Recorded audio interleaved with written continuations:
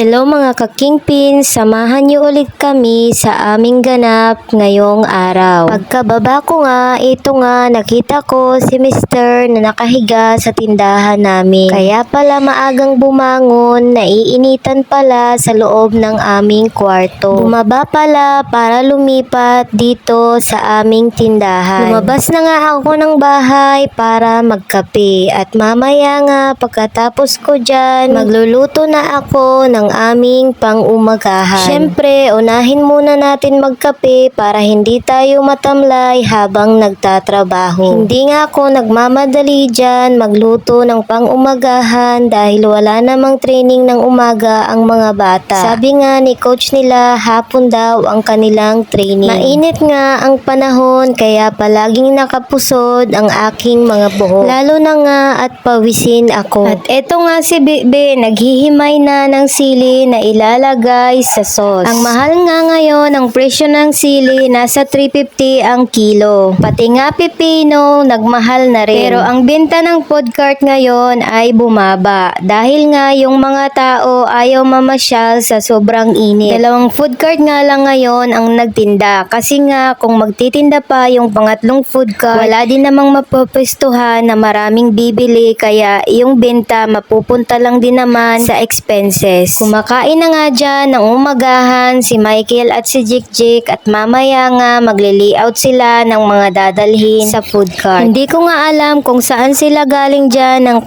kanilang ulam. Provide na lang nga sila ng sarili nilang ulam at siguro nga nagsasawa na sa kakaulam ng itlog. At eto nga, nagluluto na ako ng aming pang-umagahan. As usual nga, itlog nga ang aming ulam. Paborito din naman to ng mga bata at mas okay to kaysa sa mga processed food. Isa din to sa paraan para makatipid kami kasi nga napakababa ng benta ngayon ng amin food cart. Pinapanalangin nga lagi namin ni Mr. na sana nga bumalik na ang taglakas sa benta ng aming food cart. At eto lang din naman ang aming source of income. Pinunasan ko na dyan ang napakagandang dining table namin. At tinawag ko na rin ang mga bata para kumain. Nagpaplano nga ako na palitan na niya ng cover ng aming lamesa at marami na ngang punit. Solve na nga sa amin ang ulam na itlog basta partneran lang ng ketchup. Habang kumakain nga kami dyan, ang utak ko nag-iisip na naman kung ano na naman kaya ang susunod na uulamin namin mamaya. Naalala ko nga na marami palang bunga ang aming langka sa gilid ng aming bahay. Kaya para makatipid nga yung langka na lang yung lulutuin kong ulam mamayang lunch. Para-paraan na lang nga ito at dahil nga napakadami nating bayarin. Ganito naman talaga tayong mga nanay, gumagawa na lang ng diskarte. Hindi naman kasi pwedeng lahat na lang iasa natin sa ating mga asawa. Para nga umahon sa kahirapan ng ating pamilya, kailangan talaga magtulungan ang mag-asawa. Fast forward na nga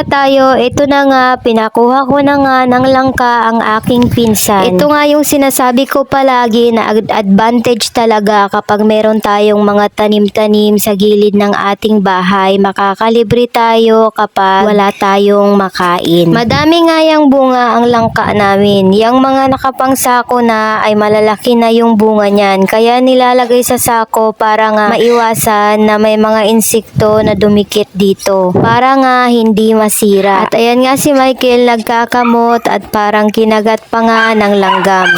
Babalatan na nga ni Mr. ang langka at siya na rin ang magcha-chop niyan at siya rin ang magcha-chop ng sibuyas at bawang. Pero sabi niya ako daw ang magluluto. Sabi ko nga sa kanya, lubos-lubusin niya na ang kanyang kasipagan na dapat siya na ang magluto. Char. Ganito rin ba ang mga Mr. nyo? Sobrang sipag. Char. Panay pa nga niya dyan salita at nag-uusap nga sila ng kanyang kapatid. Sabi ko nga, bilisan niya na at humahaba ang video. Char. Nabalatan na nga ni Mr. Jan ang langka. Ang susunod niyang gagawin ay i-chop naman niya ito. Tapos na nga niyang mahiwa-hiwa dyan ang langka. Ang susunod niyang hihiwain ay ang sibuyas at bawang. Lulutuin ko na nga ang langka. Ibinuhos ko na ang langka sa kawali. Sunod kong inilagay ang pangalawang gata at tinakpan ko muna yan dyan at pinakulo ko ng ilang minuto. Hinalo ko na rin dyan ang bawang at ang sibuyas. At makalipas nga ang ilang minuto, nilagay ko na ang sardinas, sili at ang gata. At naglagay din ako dyan ng paminta, magic sarap, bitchin at patis. At luto na nga ang ating ginataan na langka. I-distribute ko na to sa mga nangangailangan, char. At dahil nga isang kaldero ang naluto ko, bibigyan ko si mama at sila ate M. Hindi din naman namin yan mauubos lahat. O diba, nakatipid na ako, nakapag-share pa ako ng blessing sa iba. Lord, maraming salamat po sa lahat ng blessings at pati na rin syempre sa inyo mga ka-kingpins. Bukas naman ulit.